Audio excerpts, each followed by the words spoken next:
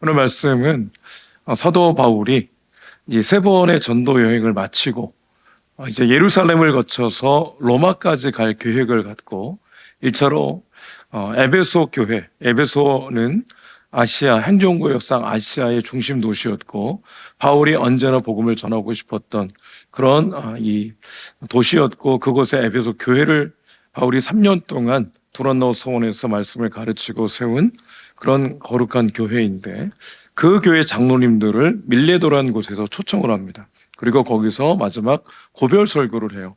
그 고별 설교의 내용이 사도행전 20장에 쭉 기록되어 있습니다. 내용을 잠깐 정리하면 이렇습니다.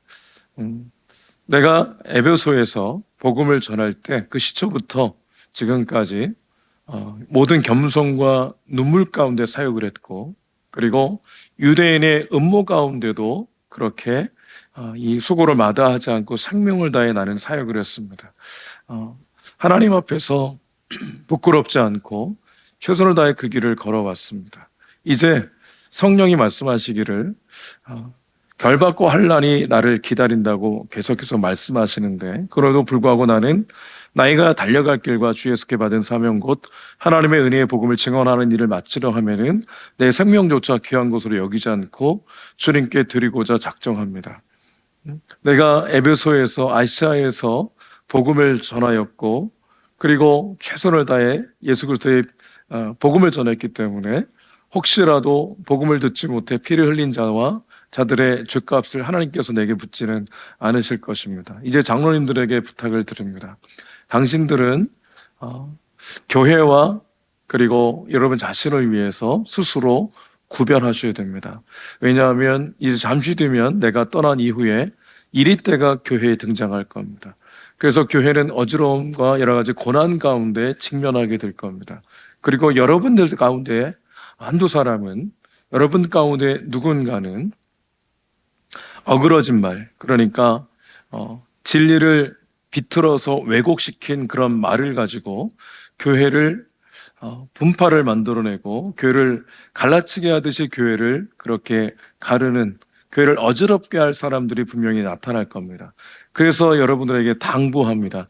내가 3년 동안 밤낮 쉬지 않고 눈물로 각 사람을 훈계하던 것, 그러니까 하나님의 말씀을 그 중심, 마음의 중심에 새겨 넣기 위해서 애썼던 것, 그 말씀을 기억하길 바랍니다.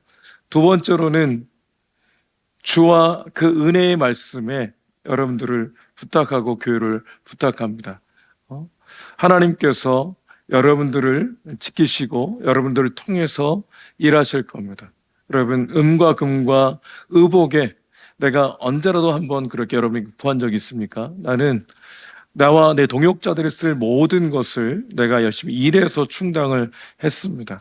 약한 자들을 도우시고 주는 것이 받는 것보다 복이 있다는 것을 명심하십시오 하고 설교를 마칩니다. 그런 다음에 그 바닷가거든요. 거기가 바닷가 한편에서 그들과 함께 마지막 포옹을 하고 함께 기도하고 그리고 눈물로 작별 인사를 합니다. 다시는 볼 수 없을 거라고 그렇게 얘기하고 마지막 인사를 마무리합니다.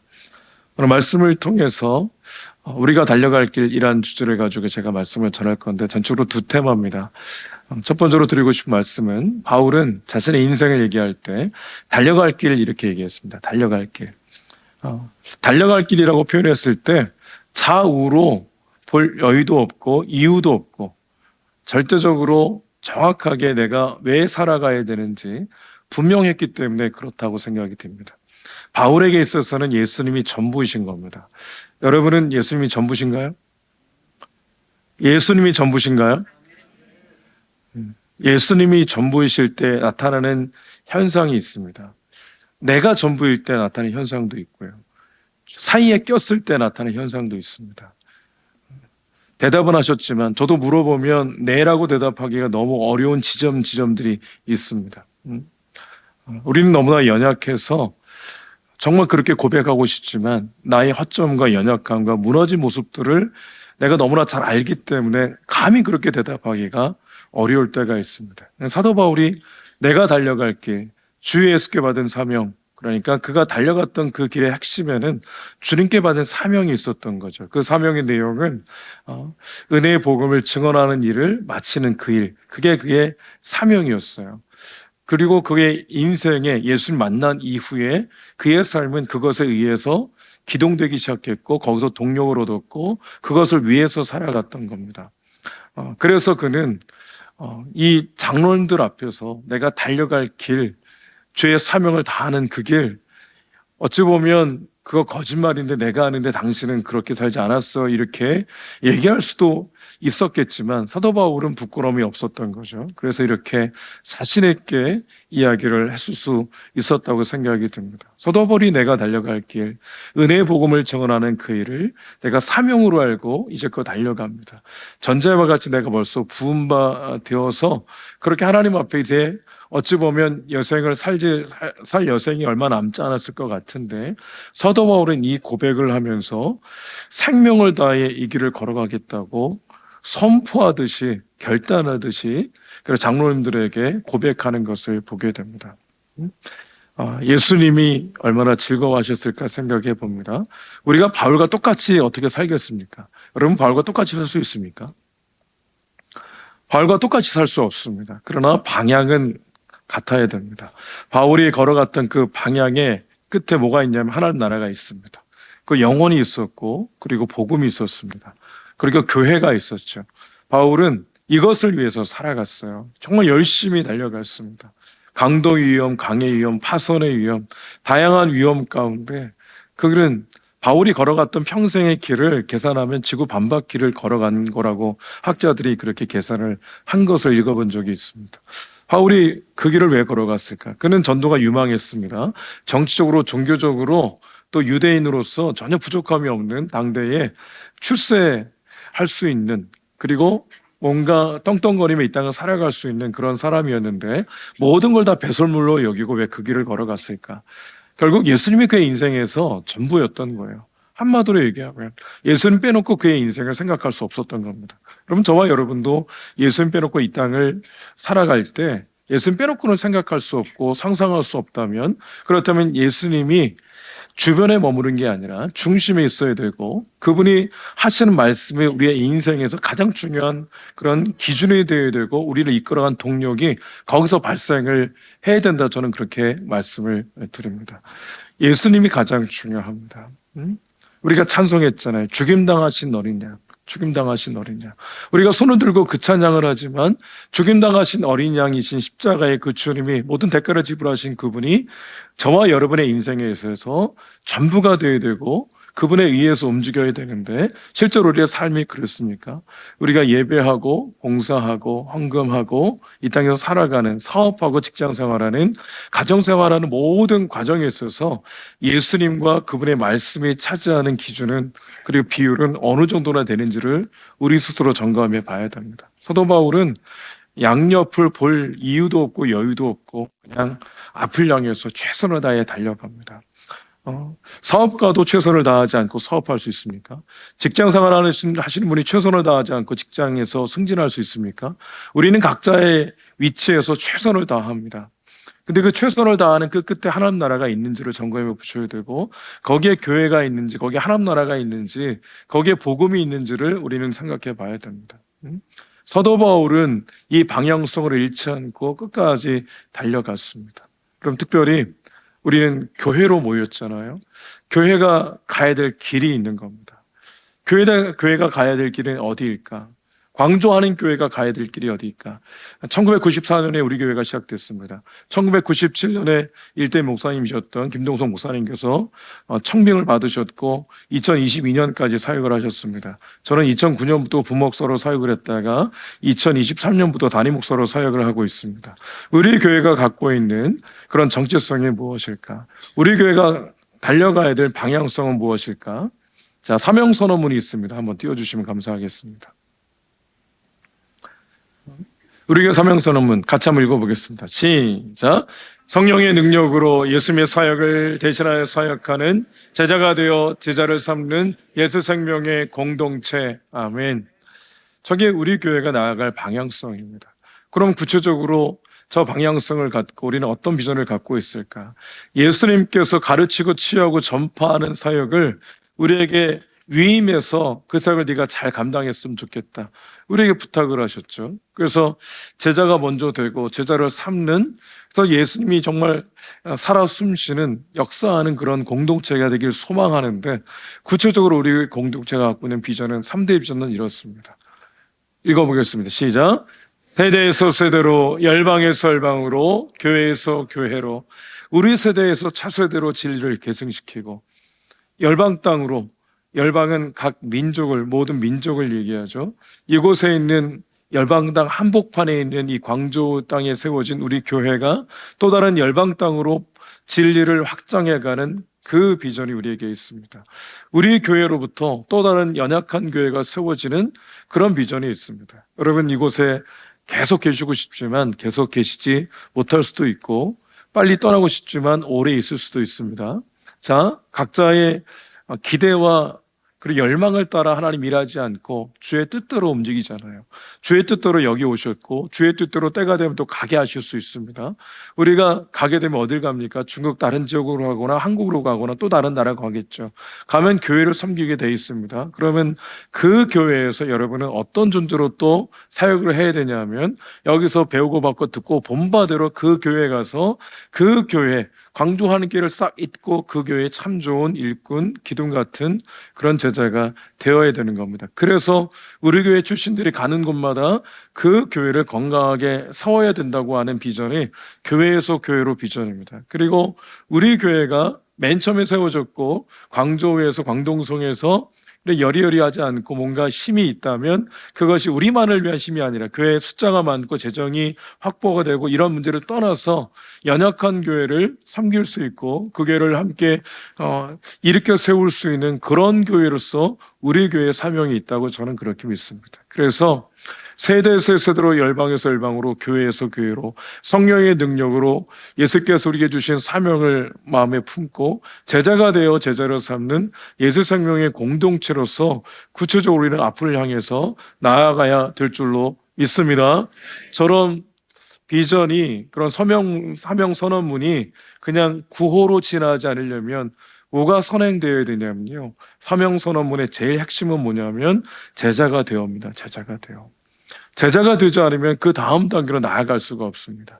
예수님께서 밤새도록 기도하셨어요. 그리고 12명의 제자를 부르셨습니다. 예수님을 좇은 수많은 제자가 있었지만 예수님이 딱 기도하고 부름받은 그런 제자는 12명이었어요. 그들이 3년 동안 그렇게 하나님, 예수님 앞에 훈련을 받았습니다. 예수님이 같이 움직이셨어요. 같이 먹고 같이 잤습니다. 대단한 그런 예수님의 낮아지심입니다. 그분께서 그렇게 하시면서 때로는 표적으로, 기적으로, 때로는 직접 육성으로 말씀을 전하시며 때로는 혼내시면서 그렇게 제자들을 훈련시키셨어요. 3년 동안 훈련시키셨습니다. 근데 그 중에 한 명, 가룟 유다는 결국 예수님을 배신했어요. 예수님 팔아 넘겼단 말입니다. 회개하고 돌이키지 못하고 결국 스스로 목숨을 끊었는데요. 예수님이 열심히 그렇게 훈련시킨 제자들, 그러나 훈련받을 때 그들은 완벽한 제자였습니까? 그렇지 않습니다.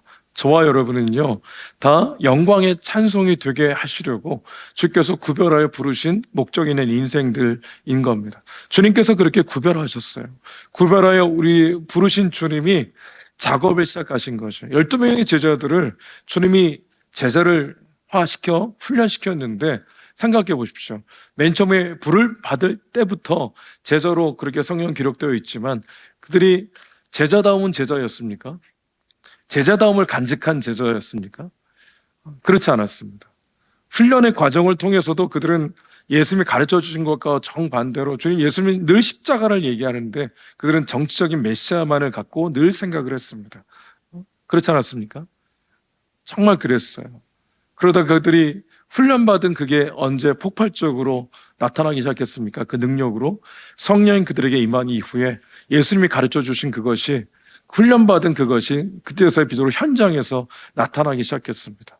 여러분, 제자다움을 간직하지 못했지만 부름받을 그때 완벽하게 온전해서 그들을 부르신 것이 아니라 부르신 이후에 훈련을 시키신 겁니다.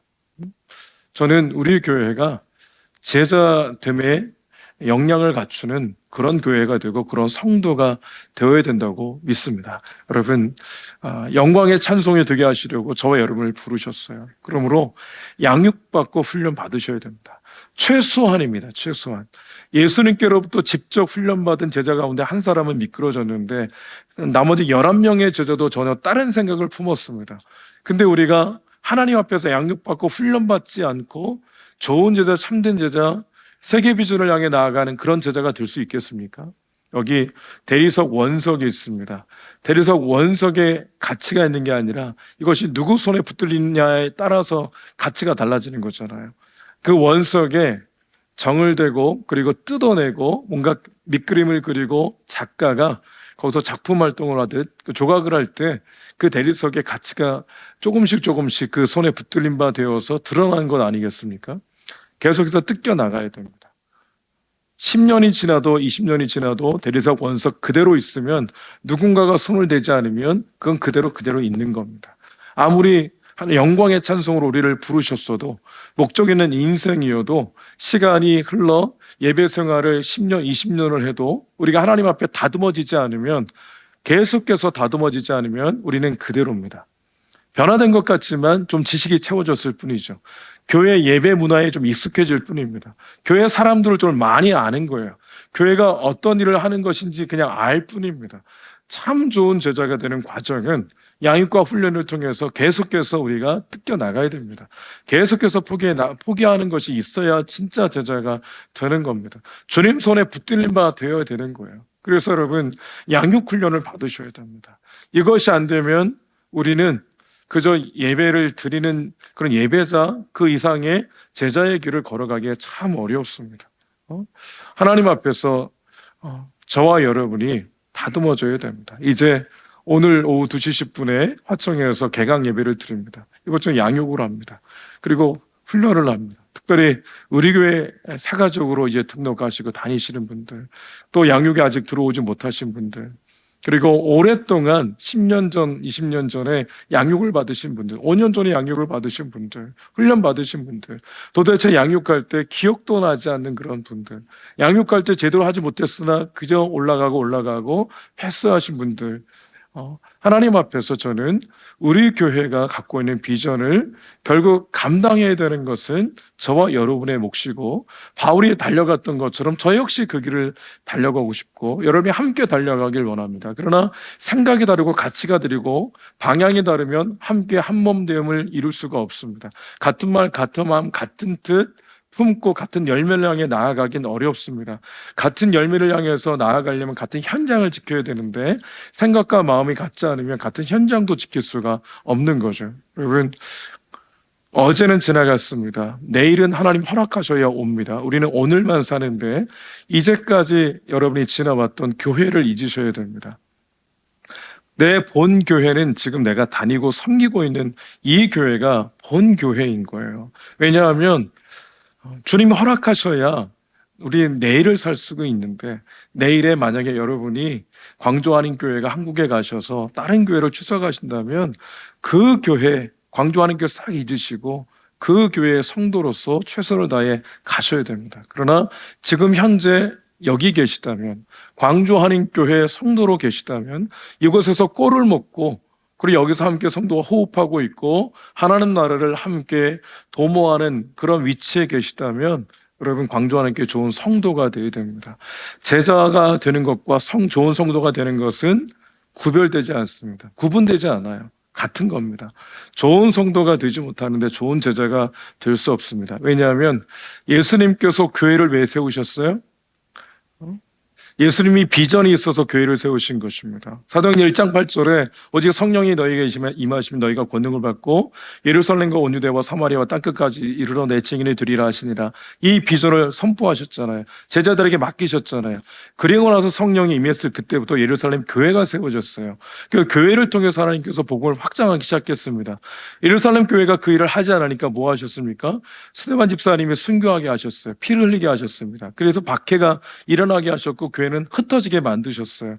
흩어진 교회 중에 성도들이 모여서 안디옥 교회, 이방인 지역에 이방인을 중심으로 한 이방 교회가 생겼고, 안디옥 교회에서 하나님이 바울과 바나바를 파송한 거 아닙니까? 결국 하나님 나라 비전과 복음 때문에 주님이 교회를 세우신 거예요. 근데 우리가 하나님 나라를 생각하지 않는 제자, 그리고 교회를 그 목적으로 세웠는데 좋은 성도가 되어서 좋은 제자가 되지 못한 상태에서 어떻게 바울과 같은 그 길을 흉내라도 내서 그 길을 어떻게 걸어갈 수 있겠습니까? 오늘 우리는 다시 한번 우리 자신을 돌아봐야 됩니다. 하나님 앞에 교회를 멀리하지 마시고 소속감을 가지셔야 됩니다. 근데 그 소속감은 그냥 생기지 않습니다.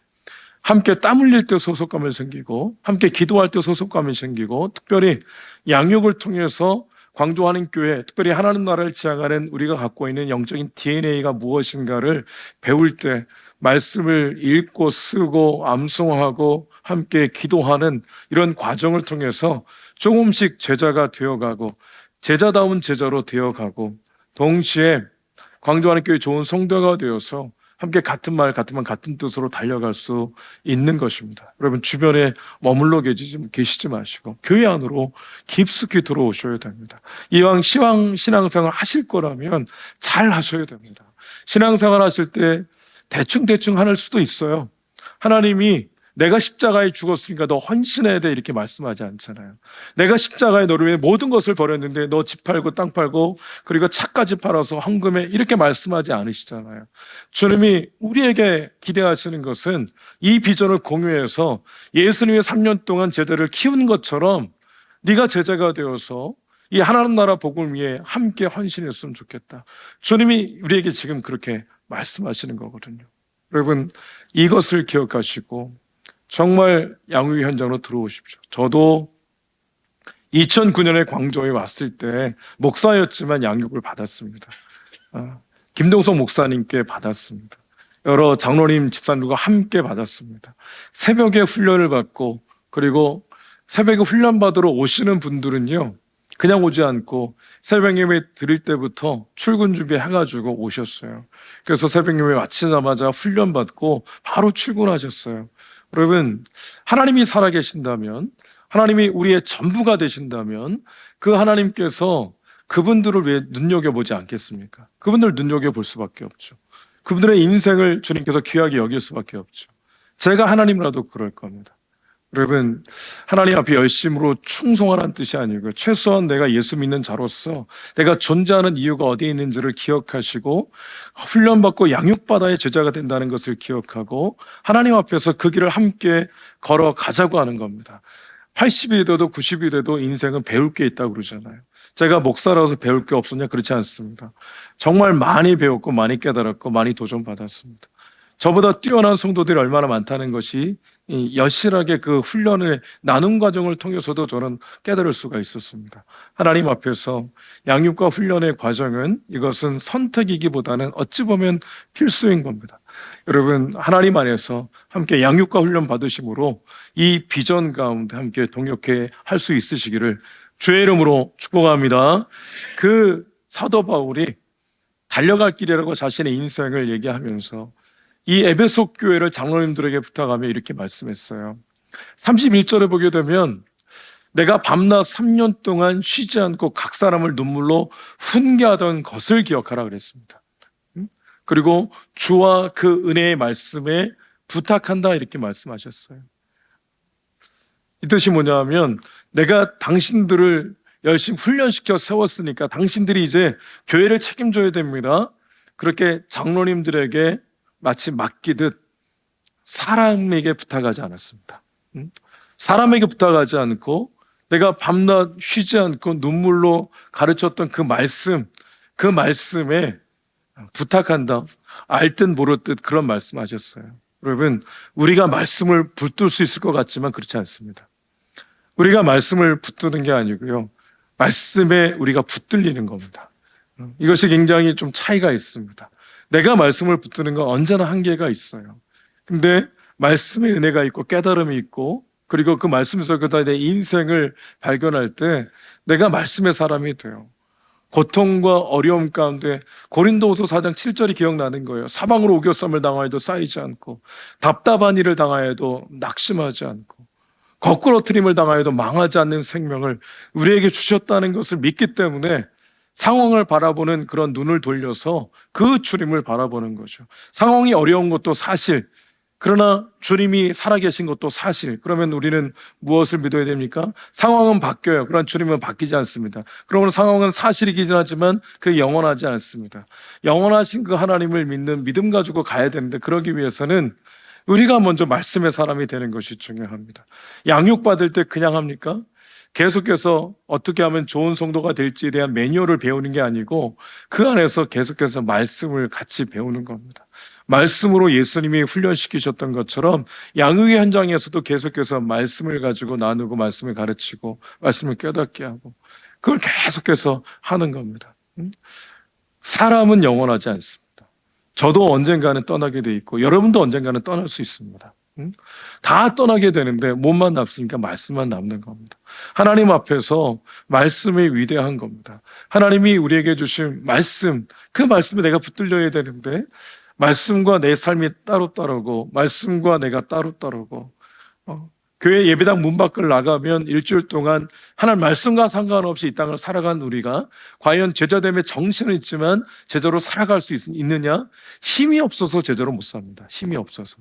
제대로 살고 싶지만 힘이 없기 때문에 제대로 쓸 수 없는 거거든요. 오늘 우리에게 필요한 것은 몰라서 문제가 아니라 그 정체성도 있지만 정체성대로 살아갈 만한 힘과 능이 우리에게 없어서 문제입니다. 몰라서가 아니라 알지만 아는 대로 행할 힘이 우리에게 없는 거죠. 그래서 우리에게는 끊임없는 양육 훈련, 말씀에 붙들림마 된 그 훈련이 우리에게 필요한 겁니다. 하나님 안에서 이 길을 우리는 걸어가야 됩니다. 창세기 50장 24절 25절을 읽어보겠습니다. 읽겠습니다. 시작. 요셉이 그의 형제들에게 이르되 나는 죽을 것이나 하나님이 당신들을 돌보시고 당신들을 이 땅에서 인도하여내사 아브라함과 이삭과 야곱에게 맹세하신 땅에 이르게 하시리라 하고 25절 요셉이 또 이스라엘 자손에게 맹세시켜 이르기를 하나님이 반드시 당신들을 돌보시리니 당신들은 여기서 내 해골을 메고 올라가겠다 하라 하였더라. 26절 요셉이 110세의 죽음에 그들이 그의 몸에 향조를 넣고 애굽에서 입관하였더라. 아멘. 네. 요셉이 부탁하는 겁니다. 내가 여기서 죽지만 당신들이 반드시 이제 가나안 땅에 가게 될 텐데 그때 나의 이뼈를 수습해서 그곳에서 장사를 좀 지내달라. 26절의 마지막에 뭐라고 그랬습니까? 저게 창세기 마지막 절인데 애굽에서 입관했다 그랬습니다. 장사를 끝낸 게 아니에요. 장례를 끝낸 게 아니에요. 입관만 한 겁니다. 여호수아 32장 23절 이렇게 24장 32절 읽겠습니다. 시작. 또 이스라엘 자손이 애굽에서 가져온 요셉의 뼈를 세겜에 장사하였으니 그것은 야곱 베크시타를 주고 세겜의 아버지 하몰의 자손들에게서 산 밭이라. 그것이 요셉 자손의 기업이 되었더라. 아멘. 요셉의 뼈를 세겜에 장사했다 그랬어요. 저기가 장래의 끝입니다. 장래가 시작되었지만 장래가 끝은 어디예요? 400년의 시간이 흘러서 저기가 끝인 거예요. 400년 동안 그걸 기억하고 있었던 겁니다. 후손들이. 요셉의 유언을 기억한 후손들이 그 유언을 따라서 움직였어요. 예수님의 유언과 같은 말씀, 오직 성령이 너희에게 임하시면 너희가 권능을 받고 예루살렘과 온 유대와 사마리아와 땅 끝까지로 내 증인이 되리라 하시니라. 예배당 문 밖을 나가면 다 까먹어버리는 우리지만 그러나 그 말씀에 붙들려 있기를 소망하고 그래서 양육받고 훈련받아서 참된 제자가 되기를 소망해서 오늘도 나를 그곳으로 밀어 넣을 때 주님이 나를 그렇게 만들어 가시는 줄 저는 그렇게 믿습니다. 내버려 두면 좋은 성도, 좋은 제자 되지 않습니다. 저는 그걸 제일 싫어합니다. 기계적으로 자꾸만 뭘 시키고 그리고 꾸역꾸역 뭐를 하게 만드는 것, 막 윽박지르듯 이렇게 엄포하며 강요하며 이렇게 강압적으로 하는 거를 저는 못하겠습니다. 근데 감동이 된다면 감동되는 대로 여러분 순종하셔야 됩니다. 감동이 된다는 것은 사단의 역사가 아니라 성령의 역사이기 때문에 그래요. 성령께서 말씀하시면 내 상황은 좀 어렵고 힘들더라도 그냥 하시면 됩니다. 출장을 많이 가시잖아요. 양육받을 때 출장 가신 분은 많아요. 그러면 위치 영상 이때를 위해서 주님 주신 거잖아요. 그럼 그렇게 영상으로 참여하셔서 훈련 받으시고 하면 되죠. 우리의 중심이 어디 있느냐가 중요합니다. 여러분, 오늘 우리가 달려갈 길에 대해서 말씀을 드렸습니다. 저와 여러분이 주께서 제자로 구별하셨습니다. 제자됨의 모습을 갖추시고 양약 훈련을 통해서 또 말씀에 붙드는 바 되어서 이 길을 함께 걸어갈 수 있으시기를 주의 이름으로 축복합니다. 아멘.